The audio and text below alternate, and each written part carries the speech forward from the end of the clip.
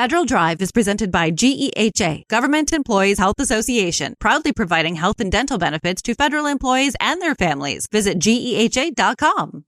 The House Oversight and Government Reform Committee has just advanced an array of bills, including many that would impact the federal workforce. Some legislation, such as a bill to overhaul the probationary period, passed just along party lines. But other bills, like one that would standardize training for federal executives, received unanimous committee support. Here with the details is Federal News Network's Drew Friedman. Drew, thanks for joining me. Thanks for having me, Terry.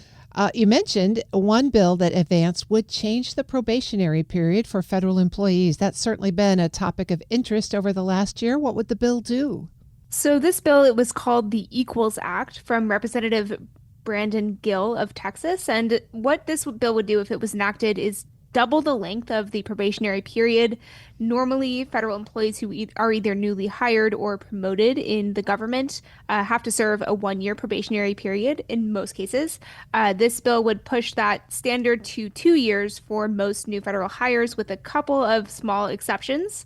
Under the legislation, agencies would also have to actively certify or check off any probationary employee to say that, yes, this person advances the public interest before that employee can become tenured or removed from the probationary period.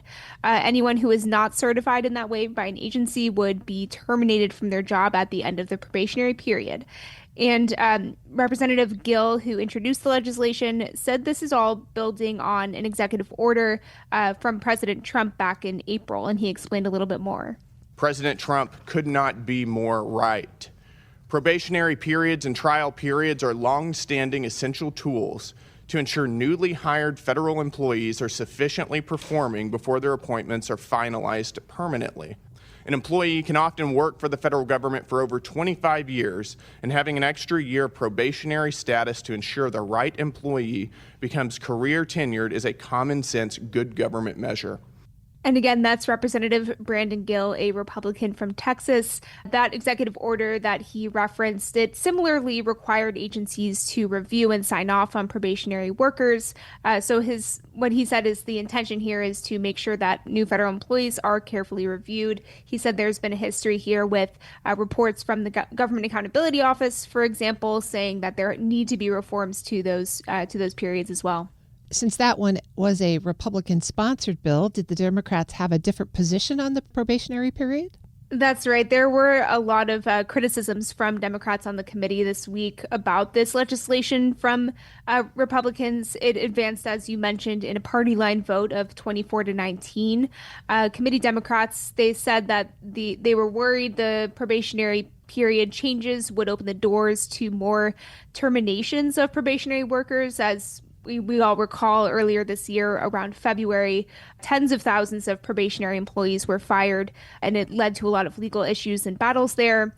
They also argued, the Democrats in the committee said, that extending the length of the probationary period could negatively impact federal recruitment, and maybe people wouldn't want to join the government if they knew that for 2 years they wouldn't have appeal rights or have a lot of rights as an employee. So there were a lot of different concerns from Democrats here, and Representative James Walkinshaw of Virginia offered a little bit of his thoughts as well. Extending the federal employee probationary period from 1 year to 2 will give the Trump administration yet another tool to weaponize against federal employees who they perceive as ideological threats, and to continue their efforts to destroy the nonpartisan civil service. Well, it will be interesting to see what happens to that one. There was a separate bill focused on official time, another topic that's gotten a lot of attention over the last year. What was in that bill? That's absolutely right. So this legislation would require agencies really to just report in greater detail on the use of official time. It wouldn't change the amount of official time that federal employees use, but it would require agencies to report on an annual basis how much official time is used each fiscal year, and to justify any increases that occur in the use of official time. This, of course, refers to on-the-clock work hours by some federal employees when they are working on, things like negotiating union contracts, helping employees file complaints or grievances against an agency when they're dealing with disciplinary actions or other disputes with management.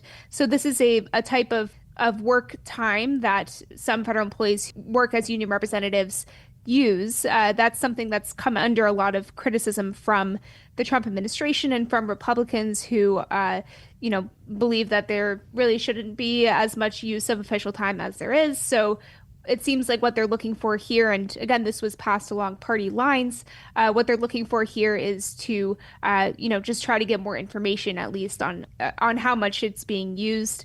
The bill was introduced by Representative Virginia Foxx of North Carolina, who explained her positioning on the bill as well. The Official Time Reporting Act will let the American people know exactly how much of their hard-earned money is spent not providing valuable services, but on federal employee union activities. Well, there's currently a lot less union activity going on, but what did Democrats have to say about the proposal?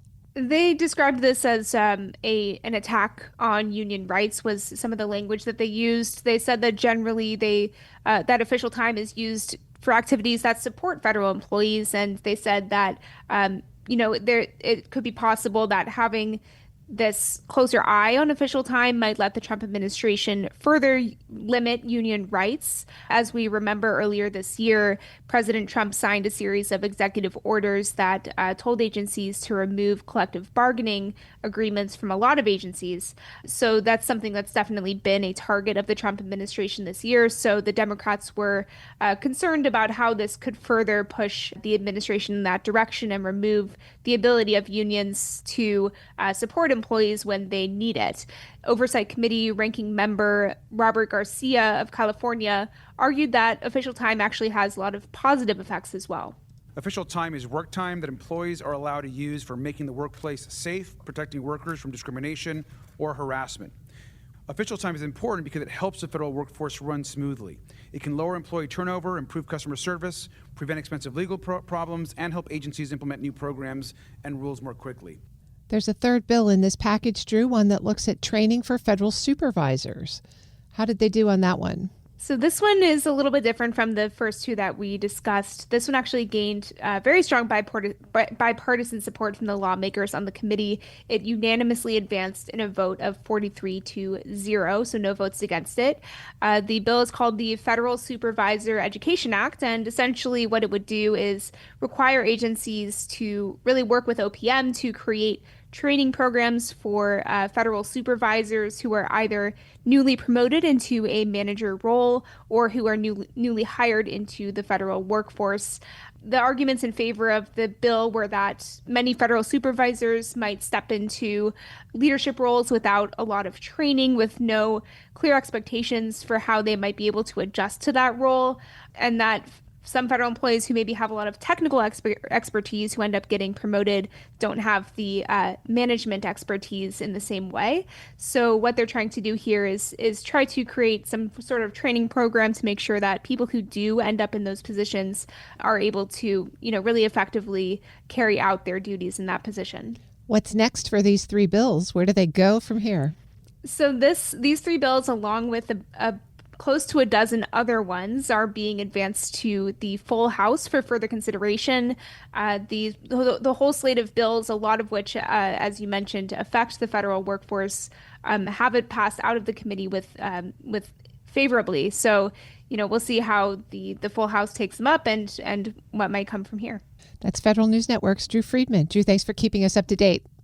Thank you. You can find her story at federalnewsnetwork.com.